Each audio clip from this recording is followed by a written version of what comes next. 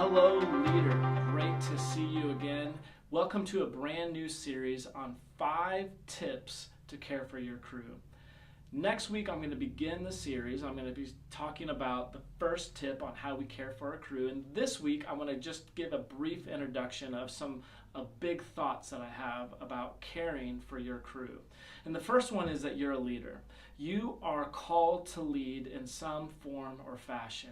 I believe that you're called to lead here at the church, but you're probably also called to lead in your family, maybe in your business, maybe in a school setting. I'm not sure where that is, but you are called to lead. And leading means that we care for the ones that we're leading. We care for our crew, our tribe, our family, the ones that God has placed in our lives. And with that, we're going to be looking at Romans chapter 12. And this is written by Paul, and he's writing to the Roman church. And what he's talking about in chapter 12 is some really big ideas. And the first one is that we are to put ourselves on the altar. We're supposed to become a sacrifice. And as a leader, that's a lot of sacrifice. Leadership is hard. It's difficult. Sometimes it's lonely. The care for people can be really messy, and it's not always clear and easy in knowing where to go in those moments of difficulty that people are having in your crew, in your tribe, in your family. And so that's difficult, right? That's a sacrifice. But here's the beautiful thing about it, is that when we do the hard work of leadership, when we sacrifice of ourselves, give our time and our energy, God calls that worship. A lot of times we think of worship in the sense of raising our hands and singing songs, but this is true worship, Paul says, when we give of ourselves, when we are obedient.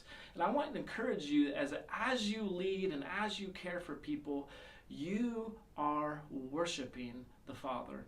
The next big idea that he shares is that we all have gifts. You have a gift. You've been given a gift. And as you lead, I want you to use that gift. And as you care for people, use those gifts that you have. I don't have your gifts, and the person next to you doesn't have your gifts, and the person next to them don't have your gifts. You have unique gifts that are unique to you. Use those to lead your group.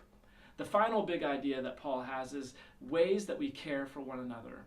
And he ends this passage, this series of admonitions on how to care for one another with this phrase. You probably heard it before. It's in Romans 12, verse 15. And he says, "Rejoice with those who rejoice and weep with those who weep." When we're thinking big idea, how do we care for our crew? How do we care for the ones that we're leading? I want you to keep that in mind. We're to rejoice with those who rejoice and weep with those who weep. 5 simple tips that I have, and it's going to be things like time and consistency, listening, having fun with people. Those are all encompassed by that phrase, rejoicing with those who rejoice and weeping with those who weep.